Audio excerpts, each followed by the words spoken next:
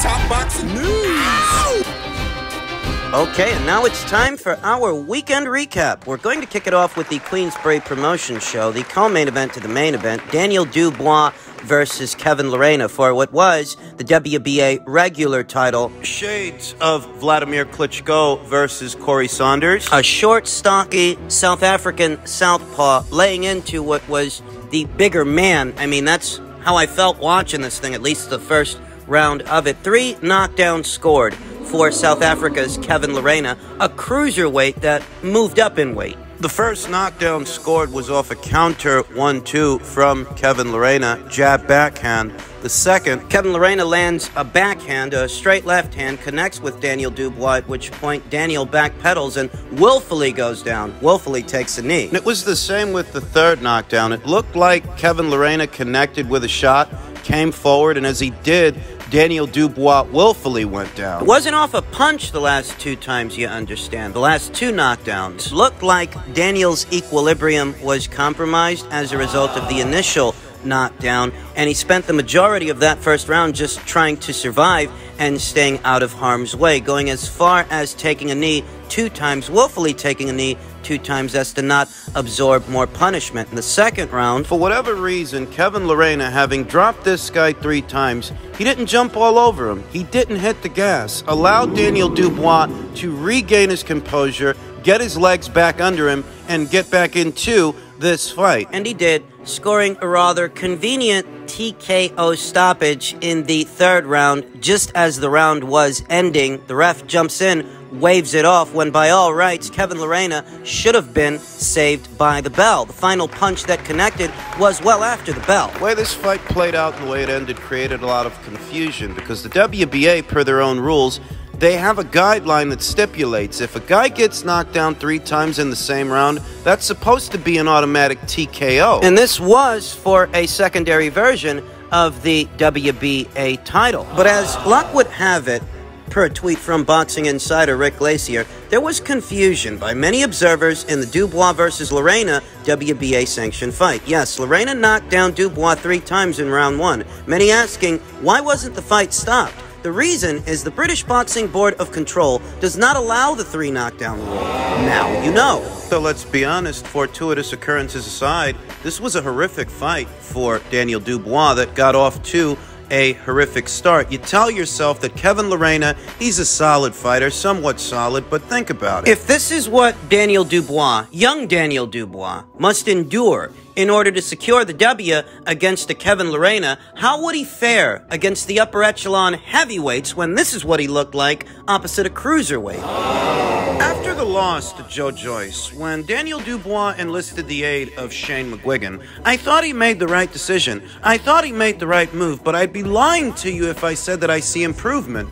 I don't. He still doesn't keep his head off center. That's how he got caught. That's how he got hurt in the first place. And if this is what the punching power of a Kevin Lerena does to you, what would the punching power of an Arslanbek Makhmudov do to you? What would the power of a Jalalov or a Martin Bakoli? What would those fighters do to you when this is what a cruiserweight did to you? I'm not faulting Shane McGuigan, the trainer, Shane McGuigan, for the state of Daniel Dubois. Daniel Dubois, put simply, is what he is. I still think Shane McGuigan is a good trainer, but I'd be lying to you if I told you that I saw a difference in Daniel. I don't see a difference. I see a disaster. I see a violent knockout waiting to happen. That's what I see. Inside intel seems to indicate that this Lerena fight was intended to be a prelude for another fight, another southpaw, with another southpaw in Otto Wallin, who quite famously gave Tyson Fury all he could handle well over a year ago. It seems that the matchmakers wanted to get Daniel ready for that guy, but based on this performance, does he look ready to you? That's just what I was told. The Lerena fight was intended to be a preparation for an Otto Wallin fight. If that was, in fact, Frank Warren's initial plan,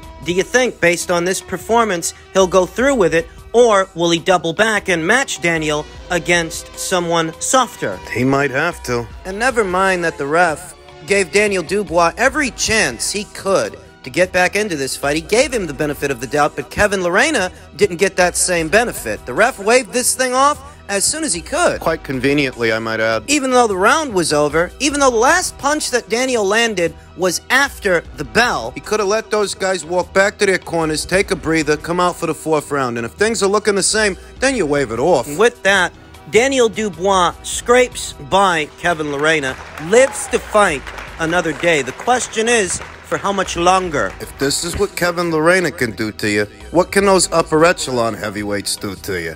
We then come to the main event of that same card, the high-profile waltz, the high-profile sparring session between reigning WBC champion Tyson Fury and seasoned veteran and journeyman Derek Chisora, who didn't belong in the same ring with Tyson Fury, who was so obviously carrying him. I don't think this fight, and taking Derek 10 rounds, Before it was waved off by the ref, I don't think that's an indictment against Tyson Fury, because I don't think it was Tyson's intention to get Derek out of there. I don't think it was Tyson's intention to really hurt Derek, whose best days are so obviously behind him. I think this was a merciful death of sorts, a mercy fight, mercy stoppage, getting his old buddy a payday in a high-profile fight. Sort of. There were many moments in this fight where Tyson Fury, if he wanted to, he could have really laid into Derek. He was having his way with him, and there were many opportunities to land big punches, land big shots, but he just kept pecking away at him, Sticking him and then falling in and initiating a clinch. did this repeatedly. Get off a couple of hard shots, right hands, uppercuts, and dive into a clinch. He didn't need to dive into a clinch, as he wasn't under any threat of Derek coming back with something. No, Derek was too slow in some instances, so far on the outside he couldn't hope to come back with anything. Tyson Fury had Derek Chisora at his mercy the entirety of this high-profile sparring session. He had Derek pinned down on the ropes most of this fight. If he wanted to get him out of there, he could have got him out of there. But these guys are buddies outside of the ring. And what this was Tyson Fury helping his buddy get a big price, big payday in the twilight stages of his career. Put simply, I think they said it was something like 39 degrees. those in attendance had to suffer through those temperatures. Between rounds, you saw Tyson Fury wrapped in a blanket. I don't know what this thing did at the box office. Thankfully, here stateside, it wasn't billed as a box office fight. It wasn't a pay-per-view, but for those of you in the United Kingdom, in the UK, if you wanted to watch this thing at home, you had to pay to play. Did you get your money's worth? Derek Chisora, a longtime fixture in the UK boxing scene. UK's bad boy. His best days are behind him. He doesn't belong in the same ring with someone like Tyson Fury, and that's what last night's fight... Did you get your money's worth? This was a sparring session between friends. Tyson Fury carried Derek Chisora and kept him in this fight. Let him go a couple of rounds. Being merciful. Is that what you paid to see? I don't view this fight, Tyson Fury's performance in it, going 10 rounds with Derek, I don't view that as an indictment against Tyson Fury, because I don't think Tyson Fury was trying to take him out. All very monotonous and obvious to me from the very beginning that it was Tyson Fury's intention to go easy on his old buddy. The announced attendance for the event was just short of the previously reported 60,000, expecting 60,000, 59,769. That was the announced attendance for this fight. That was the announced attendance for this show. Comes as no surprise to me. I told you, I felt they do okay at the gate. They could get people to show up for this thing, have a night out, but it's at the box office where they might come up short. If they're gonna feel the pinch anywhere, it's in the pay-per-view buys, the pay-per-view numbers. Post-fight, Tyson Fury was asked if he'll fight Usyk in February or March, to which he responded, "I've got to maybe have surgery on my right elbow. I've had the left one done, so I've got to have it done. It will take about 6 to 8 weeks to heal. We'll see when we can be ready for this fight." Usyk fight, Alexander Usyk, who was ringside. Ahead of this fight, Tyson Fury... He said he'd slap Alexander Usyk if he saw him, and, you know, he did see Alexander Usyk, but he didn't slap him, to no one's surprise. Of course not. He did what you expect Tyson Fury to do in just such a situation. Say a bunch of stuff, say a bunch of... You know, Gypsy King, Big Tosser, Big Dosser. Some name-calling and schoolyard antics. It's all tell-them age from Tyson Fury. We've come to expect it, though this mention of elbow surgery, a right elbow that needs working on,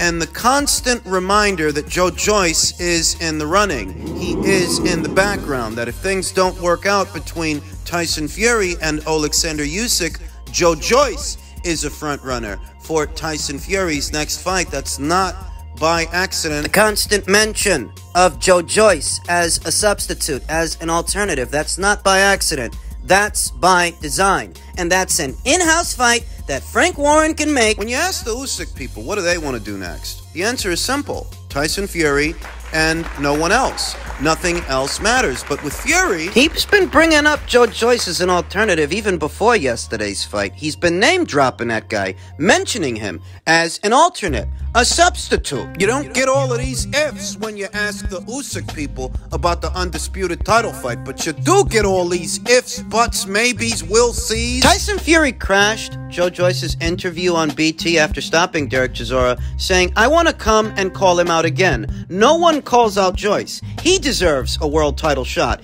If the rabbit, Alexander Usyk, doesn't fight, then me and Joe will do Wembley." There you are. It's on telly. You're just one belt away from making history in the four-belt era. More so than doing a trilogy that nobody was asking for, this is actually more relevant to making history in the sport. The heavyweight division has not seen an undisputed champion crowned since the days of Lennox Lewis. That's how long it's been. Tyson Fury doesn't seem to care about that, but he cares about getting Joyce a title shot? You care about making history in a trilogy that nobody asked you for, but you don't care about making real history in the four-belt era by becoming its undisputed champion. No, Tyson Fury's head is a bag of cats, but give me a break.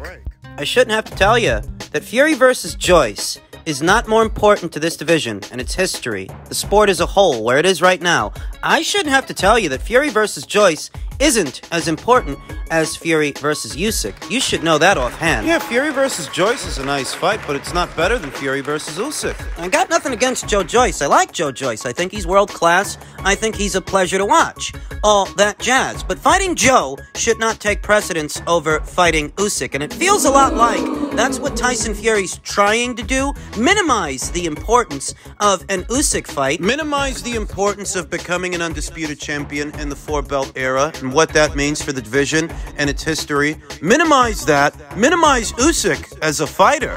What are you saying? You're saying it's more important that you fight Joyce because he beat Joseph Parker when Alexander Usyk beat Anthony Joshua, who already beat Joseph Parker years ago. Joyce is a good fighter, but he's not a champion, let alone a unified champion. He hasn't proven as much as a heavyweight as Usyk has. I mean, I feel like that goes without saying. I do, but I can also see the game that Tyson Fury is trying to play. It feels a lot like he wants to swap out the Usyk fight for the Joyce fight. And while the Joyce fight isn't a bad fight, it doesn't take precedence over the Usyk fight, no matter how you spin it. And worse, you're not going to convince people that Usyk's hard to negotiate with. You think you're king shit because you beat Vlad and Dusseldorf and Wilder in America. Well, this guy's won every single belt he's ever won on the road. He's won more belts on the road than you have. Beat more champions on the road than you have. The negotiations for a Usyk fight characteristically are not riddled with all the problems you see associated with a Fury fight. What it took to get the third Deontay Wilder fight over the line while they were supposedly trying to get a Joshua fight over the line. The long drug-out set of negotiations with Dillian Vite. The shit show we saw with Anthony Joshua a couple of weeks ago, which ended up being a Derek Chisora trilogy, which you said you were going to have anyway. Whether you're talking about Tyson Fury bailing on Vladimir Klitschko all those years ago, it was supposed to be their rematch with his mental health stuff, or him jumping into bed with Top Rank after the first Wilder fight. Which did delay the second fight, and it did complicate things because now another US-based promotional outfit was involved. Tyson Fury's negotiations characteristically are riddled with problems, where it's Usyk's. Usyk don't need no dog and pony show like Tyson Fury does to get a fight done. More often than not, Usyk's negotiations carry on without incident. I don't care who you edge the fight to, because it's the fight I want to see. It's the fight I'm looking for, not your annotations. I don't care which one of these two guys you give the edge. Fuck off. And I'm telling you, if it's Tyson Fury's intention to try to bail on this fight, then pin the blame on Usyk. If you have a functioning brain cell, that's not gonna work. It shouldn't, because Usyk ain't no drama queen, but Fury is. The whole point of yesterday's fight was so that Tyson Fury could get some rounds in the bank and keep busy ahead of an Usyk fight. You don't fight Usyk, then what the fuck was the point of that? What the hell are you fighting Derek Chisora for a third time for? Derek Chisora, who post-fight said he's going to keep fighting. He's not going to retire, in spite of looking how he looked opposite the ring his old buddy Tyson Fury. He was asked about retirement, and he said, no, not yet, not yet. Fuck that shit. I'm gonna take time out, chill, relax, and see how I feel. I'm not going out like this. It falls on everybody's responsibilities, but at the same time, he did just beat Kubrat Pulev, who is a top 15 heavyweight. So it depends what level you're fighting at. But there's no point. Derek just wants big fights, so you can't step him down and put him in with Dave Allen or or a domestic heavyweight. No disrespect, Dave Allen's a good fighter, but you know what I'm saying?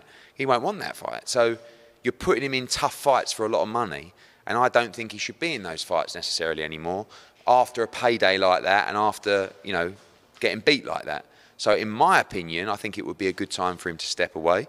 But Derek's his own man, and he's a great man, and he will make the decision with his family. But if, according to Derek, he may not step away off this latest loss, Derek, who has losses in the double digits, who can he hope to fight to where it's a winnable enough fight that people might be interested to where they actually like his chances a bit, even if it's just a bit? Who can he fight? Everybody in the upper echelon takes him out. Everybody. But you know who else everybody in the upper echelon can take out? You know who else? Another guy that fought yesterday.